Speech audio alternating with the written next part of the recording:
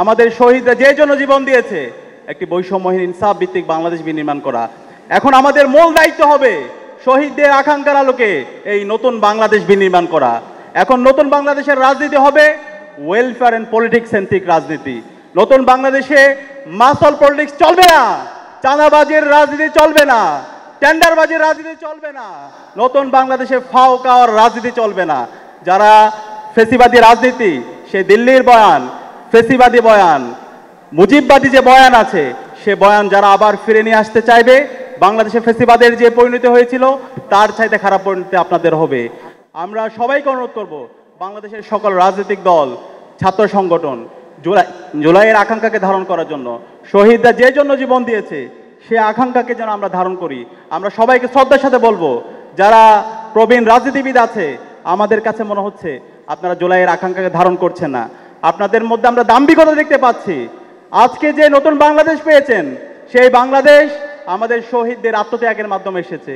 সুতরাং শহীদদের যে প্রত্যাশা, শহীদ পরিবারের যে প্রত্যাশা, নতুন বাংলাদেশের সবার যে প্রত্যাশা, সেই প্রত্যাশার কথাগুলো যেন আমরা ভুলে না যাই। আমরা সবাইকে অনুরোধ করব, আজকে আমরা দেখতে পেয়েছি বিগত ফেসিবাদী আমলে একটা দল সবসময় মুক্তিযুদ্ধ ইন্ডাস্ট্রি দিয়ে সবসময় ফ্রেমিং করত, শাহবাগ কায়েম করার মাধ্যমে বাংলাদেশে ফেসিবাদ কায়েম করেছিল। আমরা যখন নির্বাচন করছিলাম, সে নির্বাচনের ক্যাম্পেইনের সময় আমরা আরেক ধরনের ব্যবসায়ীদেরকে দেখতে পেয়েছি, যারা সবসময় জুলাইকে ব্যবসা করতো, জুলাই নিয়ে চেতনা ব্যবসা। আমরা বলতে চাই, এই নতুন বাংলাদেশে মুক্তিযুদ্ধ ইন্ডাস্ট্রির ব্যবসা চলবে না, একই সাথে জুলাইয়ের যারা চেতনা ব্যবসা করতে চাইবে সেই ব্যবসাও চলবে না। জুলাইয়ের আকাঙ্ক্ষাকে ধারণ করে যারা নতুন বাংলাদেশ বিনির্মাণ করতে চাইবে সেই ব্যবসা, সেই রাজনীতিই চলবে। আমি সবাইকে অনুরোধ করব, জুলাইয়ের আকাঙ্ক্ষাকে ধারণ করুন। অন্তর্বর্তীকালীন সরকার আজকে শহীদদের রক্তের উপর বসেছে, যে জন্য আজকে অন্তর্বর্তীকালীন সরকারকে আমরা আজকে ক্ষমতায় বসিয়েছি, সেই স্পিড থেকে আজকে অনেক দূরে সরে গিয়েছে। আজকে অন্তর্বর্তীকালীন সরকারের প্রধান এবং প্রথম কাজ ছিল জুলাইয়ের শহীদদের আকাঙ্ক্ষাকে ধারণ করে খুনি হাসিনা এবং তার দোসরদের বিচারের আওতায় নিয়ে আসা। কিন্তু আজকে 1.5 বছর হয়ে গেল, খুনি হাসিনা এবং তার দোসরদের বিরুদ্ধে একটি রায় পর্যন্ত এখন দিতে পারে নাই। একই সাথে অন্তর্বর্তীকালীন সরকারের দায়িত্ব ছিল আজকে আমাদের যে ফেসিবাদী কাঠামো আছে, সেই ফেসিবাদী কাঠামোকে ভেঙে চুরমার করে দেওয়া এবং নতুন রাজনৈতিক সংস্কৃতি বিনির্মাণ করা। কিন্তু আজকে অন্তর্বর্তীকালীন সরকারের পক্ষ থেকে, ঐকমত্য কমিশনের পক্ষ থেকে যেই আমাদের সংস্কার প্রস্তাবনা দিয়েছে, সেই সংস্কার প্রস্তাবনা বাংলাদেশের মেজর পলিটিক্যাল পার্টিসগুলো তারা বিরোধিতা করছে। আমরা হুঁশিয়ার করতে চাই, আপনারা যদি সাবধান না হন, আপনারা যদি সে ওল্ড ফ্যাশন পলিটিক্স করতে চান, তাহলে আপনাদের পরিণতি খুব খারাপ হবে। সংস্কারের যে প্রস্তাবনা এসেছে, রাষ্ট্র সংস্কারের যে প্রস্তাবনা এসেছে, সেই সকল প্রস্তাবনা ঠিক করবে জনগণ, গণভোটের মাধ্যমে ঠিক হবে আগামীর বাংলাদেশের রাজনৈতিক সংস্কৃতি কি হবে।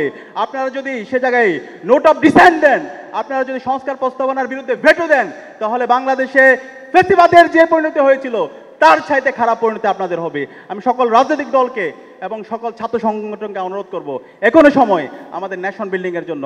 বাংলাদেশ রাষ্ট্রের আজকে 54 বছর আমরা এত রক্ত দেওয়ার পরও, ঐতিহাসিক সুযোগ পাওয়ার পরও আমাদের বাংলাদেশকে যদি আমরা বিনির্মাণ করতে না পারি, তাহলে আমাদের এই শহীদরা আমাদেরকে ক্ষমা করবে না। আমি সবাইকে অনুরোধ করব, আপনারা এখনই জাতীয় ঐক্যমত্যের ভিত্তিতে আমাদের ন্যাশন বিল্ডিংয়ের জন্য একসাথে কাজ করেন।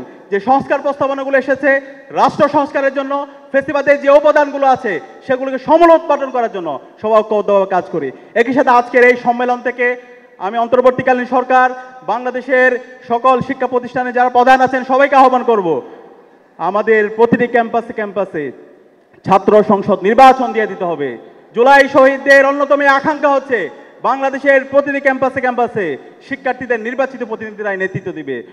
সুতরাং বাংলাদেশের বাকি যে ক্যাম্পাসগুলো আছে, যে কলেজগুলো আছে, সকল ক্যাম্পাসে দ্রুত সময়ের মধ্যে ছাত্র সংসদ নির্বাচন দিয়ে দিতে হবে এবং শিক্ষার্থীদের নির্বাচিত প্রতিনিধিরাই জুলাইয়ের আকাঙ্ক্ষাকে ধারণ করে একটি বৈষম্যহীন ইনসাফ ভিত্তিক ক্যাম্পাস এবং বৈষম্যহীন ইনসাফ ভিত্তিক বাংলাদেশ বিনির্মাণের জন্য তারা কাজ করবে এবং তারাই আগামীর বাংলাদেশের নেতৃত্ব দিবে ইনশাআল্লাহ।